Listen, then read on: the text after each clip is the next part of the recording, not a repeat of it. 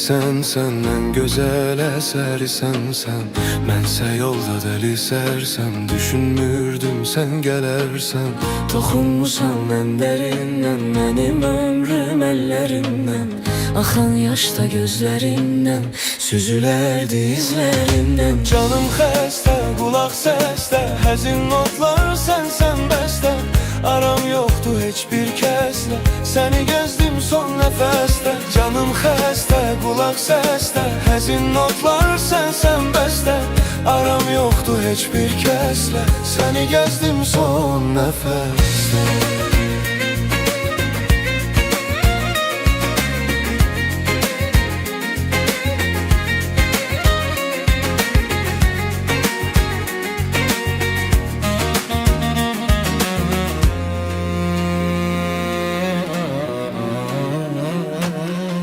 Yüreğin derdi sen en güzel eseri sen Mənsə yolda deli sərsəm, düşünmürdüm sen gelersen. Toxunmusan ən dərindən, mənim ömrüm əllərimdən. axan yaşda gözlərindən, süzülərdi izlərindən. sən soruşma vəziyyət necə, mən bitmişəm, tükənmişəm.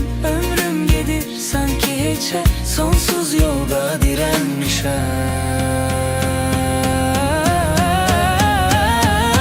Canım xəstə, qulaq səsdə, həzin notlar sən bəstə. Aram yoxdu heç bir kəslə, səni gəzdim son nəfəsdə. Canım xəstə, qulaq səsdə, həzin notlar sən bəstə. Aram yoxdu heç bir kəslə, səni gəzdim son nəfəsdə.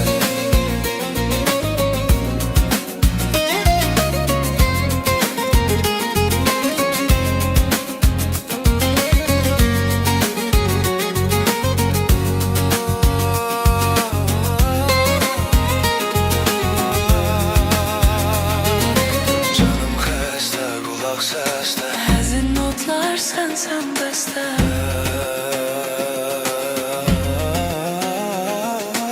Aram yoxdu heç bir kəslə.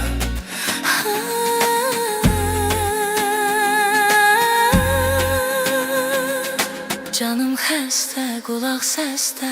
Həzin notlar sən bəstə. Aram yoxdu heç bir kəslə, səni gəzdim son nəfəsdə.